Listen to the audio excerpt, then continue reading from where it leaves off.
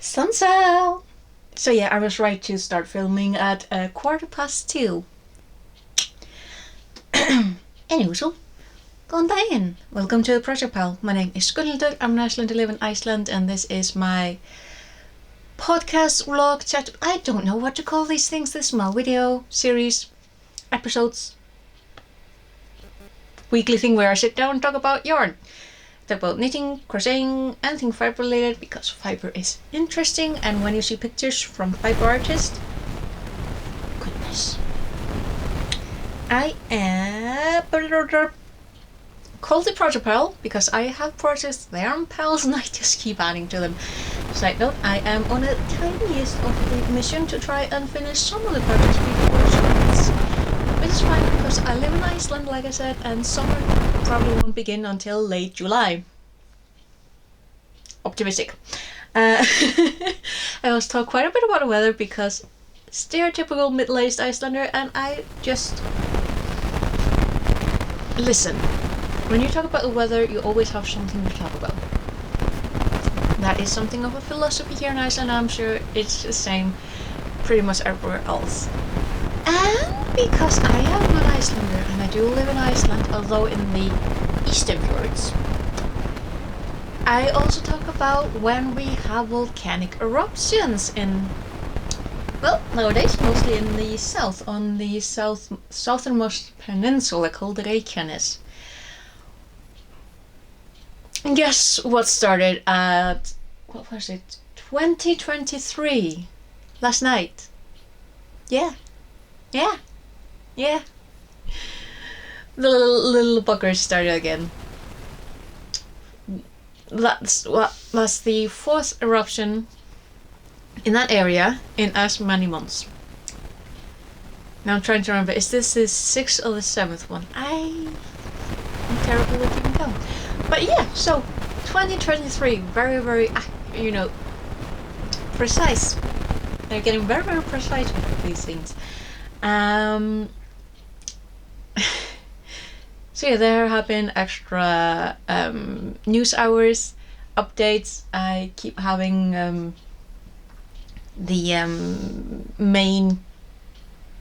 one of the main news web pages open on my computer, and that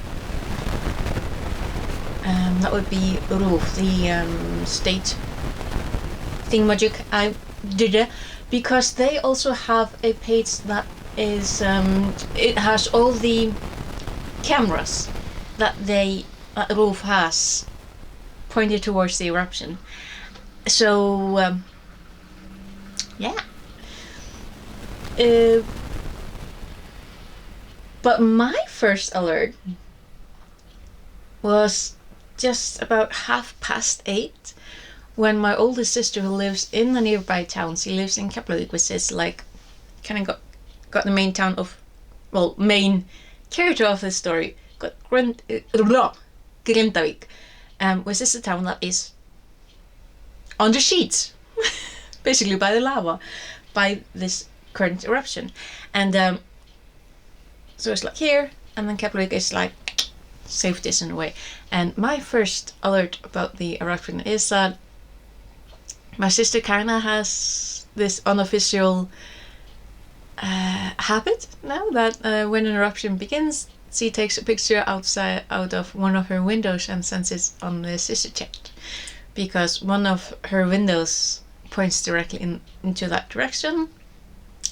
So for the past like 2 or 3 times, my sisters are the ones who alert us first. So it's like, eruption has started! How do you know? My sister told me! But yeah, again, Grindavík has been evacuated. There hasn't really been a lot of people there. The Blue Lagoon was also evacuated. Funny story actually. So another of my sisters, who actually lives in the capital area, she has a daughter, 16, 17 years old, who is a competitive dancer. And so the dancing season is on. She's been competing like last weekend when I was in Reykjavik, so I unfortunately wasn't able to meet up with my sisters. Oh yeah, I went to Reykjavik last weekend. Tell you about that later. And yeah, so she's a solo solo contestant, and doing very well. And there's another competition this weekend. I cannot remember the name of it because there's a lot of them. So there's also kids, from other countries also competing. And I believe that it was on Friday that the kids, well, I say kids, they're like 19 up to 25 and younger. But yeah, so they had a visit to the Blue Lagoon because it's a really nice place to relax when there isn't an active volcano going on. So my sister was telling us about how, of course, they are talking with the kids and about the eruption, about the competition, and all of that. And the kids were talking about how kind of creepy it was when they arrived to the Blue Lagoon, because the staff brought their attention to slippers, bathrobe, all the time within reach, and to listen out for any alerts, any warning signs. And so they were a little bit creeped out about it, which is an experience. Definitely an experience. But I think they had a good time. They at least had very positive outlook this today when everyone's apparently talking about the eruption. So it's like, can you imagine coming to Iceland to compete in dancing, and then it's like, oh yeah, by the way, there's an eruption outside the window. That's an experience. So yeah, also there, so in preparation for this eruption, because we've been knowing that you can say that in English, bad grammar, but we have known that, of course, these eruptions are going to continue. It's just how it is right now. So the people in the area, the people who have the wherewithal, they've been building these like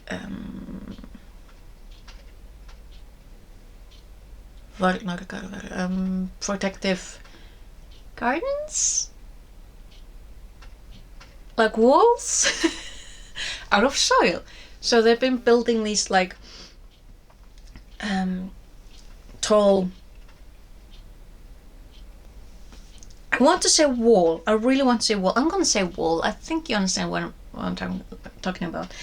In preparation, in case, and for when it happens. And this time, the walls that were built quite a while ago, they've held. They protected the town, and it's still ongoing.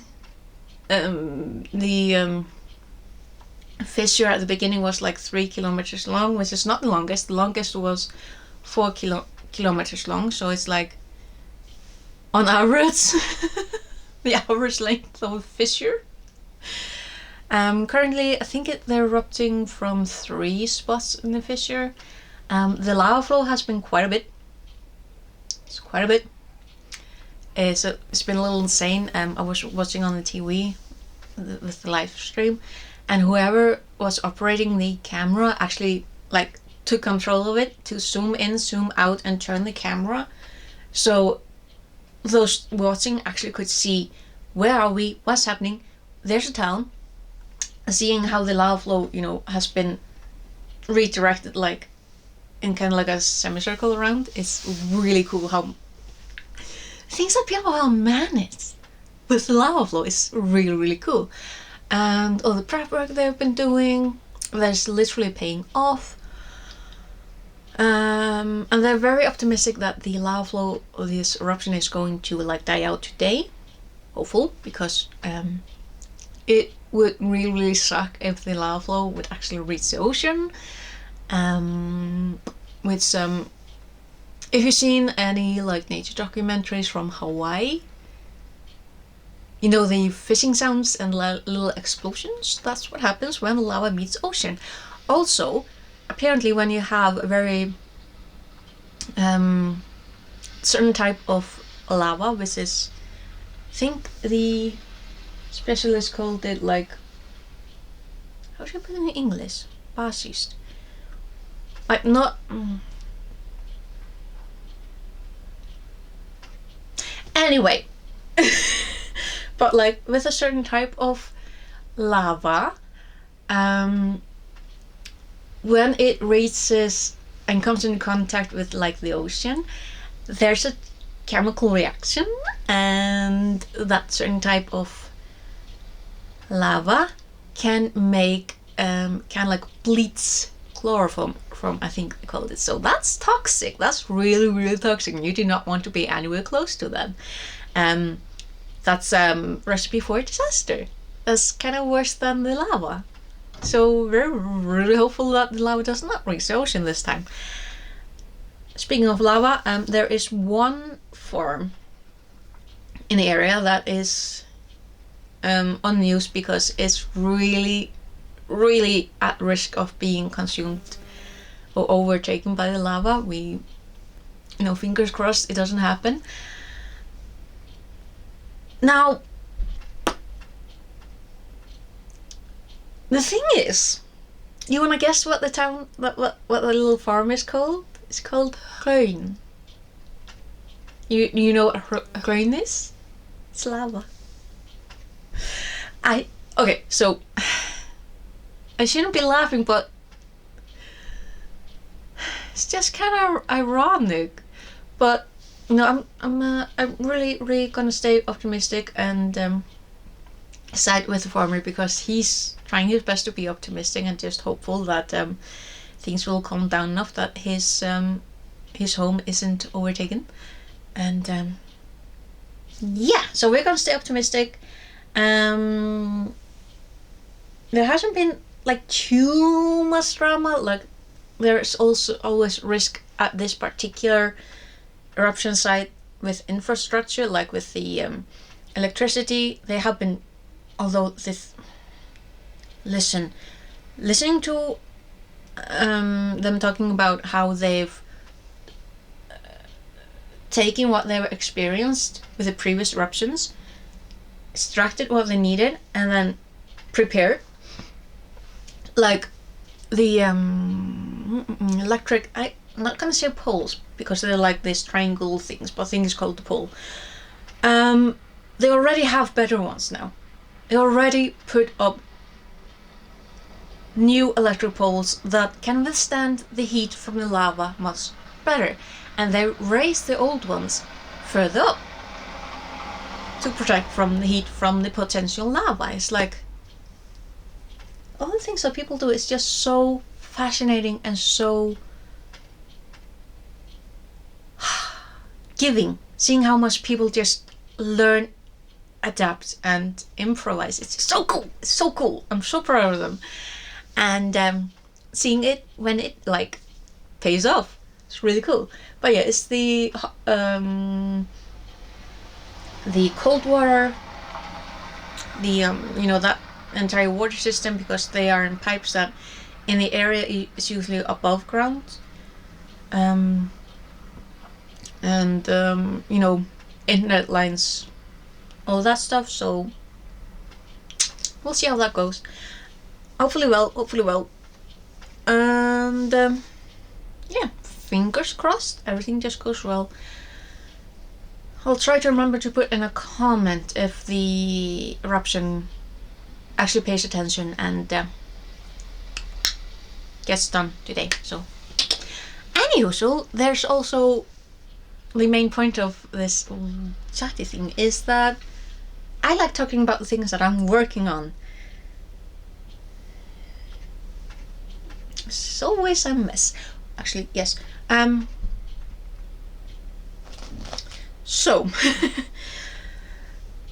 one thing that I've been trying to do is plan a little bit better what I want to be doing.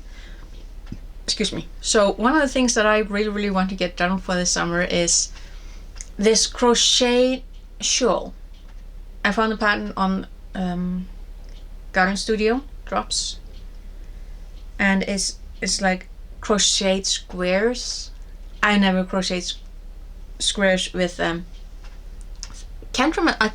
Listen, I even managed to lose the label, but this is Drops, I think, Kid Silk. It's really soft, really nice. So I was thinking that I would be starting on that shawl next. That would be my next crochet project. However, I can't find the other 3 skeins of this yarn. Can't find it. Them. I know where they're not. I absolutely know where they are not, because I have found quite a few yarns that I've been like, ooh, ooh, ooh. This actually includes these 4, because I knew I had more of this yarn. So that would be like, this is the half pack that I knew I had somewhere, couldn't find it, started on another pack, found this, so I know I was right. I was right. So that, the cocoon cardigan that I'm actually, I've gotten quite a bit done further. I don't think I'm, ooh. It smells of the food I had last night. So yeah, this yarn really does draw in some of the cooking scents from the coffee shop. It was not nice with my lip gloss. Anyway, I'm not quite sure just how long exactly I want this to be. I feel like I should have, I don't know how big I need to make this square before, you know, I can do the thing that I'm going to be doing. But I'm getting a little bit embarrassed. I'm not quite embarrassed, but kinda, but not quite, bring this with me to knit nights, because every time someone asks me what I'm doing, I have to pull up my phone and Google cocoon cardigan so that I can actually explain what it is that I'm doing, because trying to put it into words just draws very confused expressions from people. So, but on the other hand, if I don't bring it with me, when in the world am I going to finish this? Because this has been ongoing for such a long while. So,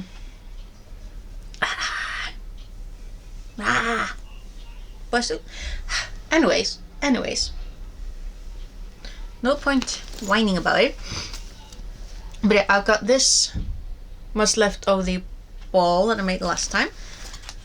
I need to ball this up, and I'm probably gonna ball this one up as well, so that I have that good and ready to go. Put you down, because I'm pretty certain that this needs to be fairly big, and I'm actually thinking that my bag is borderline not big enough. Which is it's not big enough. It's not big enough. That's a bit of a problem, honestly. It's a luxury problem. So I probably have a bag somewhere that's big enough. So as for the other project, that would be the blanket afghan type of thing that I am currently working on at home. I've started on the 5th color. It's turning out really nice, but I think I'm about halfway done. Like, this is never gonna be a huge thing. So I started on this nice like lilac color. Next up is going to be this dusty rose type of thing, then this pale lilac, and then this baby pink, pale pink. So it's gonna be really nice. I am conflicted about ending with the whites. I think I'm gonna put these to the side and either earmark them for some different projects further down the line or donate them. We'll see. But I kind of feel right now like ending on a white would be off. Starting to feel like that. But yeah, so that would mean I'm a little bit more than halfway done. So I am very happy about that. This is going to be such a nice thing to throw on, whether on my bed or something else. But you know, while I was sticking around for this yarn and finding this, oh yeah, this is the leftover yarn from the blanket thing. So, because I don't like throwing things away straight away. We'll see what will happen with that. But yeah, while I was looking for this, oopsie, I found this, which is the Drops Air, that I think I was going to be making another like balaclava, but I found out that I don't really like wearing balaclava, so I'm probably not going to be making another balaclava. But you know, Drops Air is a fantastic yarn, so I'm going to find another project for this, which is not a big deal. It's probably going to be a sweater or something else. I mean, I'm not that fussed about it. Like, if something isn't gonna work out, then it's not gonna work out.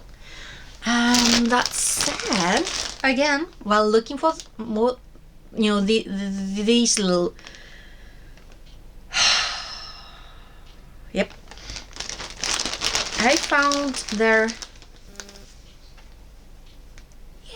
siblings. This wonderful lilac kid silk. Actually, this might be mohair. No, it's kid silk. And I mean, I've gone through the bag and the yellow isn't here. But this sweater, I should be able to make it. Although I still haven't like done cables, and I'm still a little like apprehensive about it, but still like meh. So that is definitely something that I would like to get done before summertime. Oh, it would be so nice. It'd be so nice. But again, plans are always up in the air. Like, I do the things that I do and always plan for more. But again, there's and also, so I was in Reykjavik last year for the company get together. It was a lot of fun. I had a lot of fun meeting a lot of people, eating very nice food. It was fun. So we went took the flight, an evening flight on Friday, and arrived at our hotel, which is actually the Hotel Natura, which is an airport hotel. I've always looked at this hotel from time to this building. Like, I don't think I really like clocked on that it was an actual hotel until now. And it used to be the Icelandair Hotel. So it's very historical, and it's a is it 3-star or 4-star? I think it's a 3-star hotel, but it feels more like a 4-star. It's really, really nice. It's like, it's an older building. You can definitely tell, you know, it doesn't have the newest or the fanciest thing, but it's really tidy. It's very clean and very, very well maintained. The rooms are small, very cozy. Some would call them cramped, like a sardine can. I would call them cozy. They are the size that you are in need of when you're like only staying like a night or two. And it's so well maintained. Like, sometimes when you're at hotels, even when they're like 4 stars, you can sometimes like see like scratches on the floor, some damage to furniture, because some people really, goodness, some people really should just stay at home. And you know, like little soft marks, because people have been using things and some people cannot show respect to things that aren't their own. But at the Hotel Natura, there wasn't, I didn't see any of like scuff marks or scrapes. It was really nice, really cozy.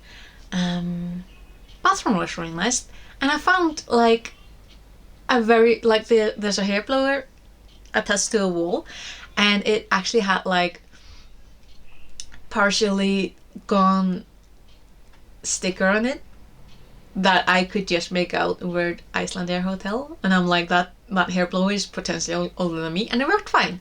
Slow, not very powerful, but it worked. But yeah, so there's on Saturday there was like a meeting type of thing at the Smogland. That would be the biggest mall in Iceland. And so when the meeting was over, we had the mall to explore in our own free time. So I did that, and I had the energy to go to a clothing store where I did pick up some things that I was missing and in need of. And then a knitted dress that I wasn't technically speaking in need of, but I was like, I want it and I can afford it. And then I went to Søstrene Grene, which is a Danish, I kind of want to say knick-knack store. Like, they have like small furniture, they got decorations for the home, they got like arts and crafts stuff, seasonal decorations, and they somehow always manage to be like cozy. They can be really big, like this one, this Søstrene Grene in Smogland, really big. But how they utilize the space, so you're like walking along like hallways, how they utilize the space is fantastic. And I didn't know that they had yarn. I kind of feel like someone had been talking about that quite a few months ago, but I didn't know, because I live in the east and we don't have a Søstrene Grene in my area, so I didn't know, but now I know. And because I brought a book with me to read that I still haven't quite finished. I've been reading this book off and on. It's kind of like a box of chocolates. It's giving me so much joy and just like feelings that I can just read a chapter and then I'm just like and then like with a box of chocolates I can like just close it and savor it. This is such a good feeling. It's such a good feeling. But yeah, I didn't bring any yarn with me, and then I'm in Søstrene Grene, I'm like, but what if I get this feeling, this need to knit. So I picked up Anna Clara's, well, oh yeah, that's on the market. No, I've been saying Søstrene Grene, but there's like Anna Clara's. But yeah, circular needle. They have it here on the label, pricing label, Søstrene Grene. Yeah, so a 60 centimeter 3mm knit needle, because 3mm would go with the yarn that I did pick up. There was a big wall of their cotton yarns, and I fell for it. I picked these gorgeous colors out. Just look at them. And these are 100% cotton. Workotex.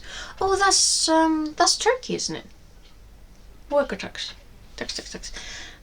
These are like 50 grams, 160 meters, 2.5 to 3mm knit needles, or 2.5 and 3mm crochet hooks. Nothing in like the UK or US system here, so don't really know what the ounces or needles or crochet hooks it would be. Kind of feel like that's oh, it's a UK import. Made in India. Made in India. So it's Indian cotton. And I just fell in love with these 3 colors. But before that, I saw way more expensive yarn, and I was going to walk past, but then I thought, well, you don't have this locally, and your chance to pick something like this up again with your own 2 hands is fairly slim. So they have mohair blend that is 80% mohair and 20% nylon. And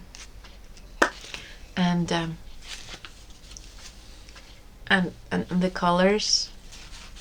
These are probably going to become a shawl, and these will probably become like what you call them, like cleaning cloths. Yeah, tablecloths, something like that. And we'll also pick up 2 of these. Look at the colors. Look at it. They're so gorgeous. So yeah, these will probably become shawls because, of course, when in doubt, make a shawl. But yeah, I think that's pretty much it. In my search for this gorgeous summer yellow yarn, this skein that has been living in my golden bag for like months, in my search for the 3 brothers of this one skein, I found pretty much everything else except for them. And the annoying thing is that I'm pretty certain that the rest of them are somewhere in this room laughing at me. Because I'm pretty certain that I put them in some very particular spot in order to not lose them. And I have no idea where that spot is. Probably in the same spot as my 2 boxes of makeup brushes. Because I still haven't found those either. But yeah, life is good. Here, I'll try and remember to keep you posted about the eruption. The most important thing is that everyone is safe. There was quite the flock of tourists, obviously, last night to view it from a distance, and some who tried to get a little bit too closer, but that's business as usual. And yeah. So I will hopefully see you again next weekend. I'm rather proud because I have made progress this week, past week. Well, 2 weeks, because I didn't put anything out last week. I don't think I did. Can't remember, probably not. But yeah, again, hopefully see you again next weekend, and we'll see what I will have managed to get done until then. So take care, and bless.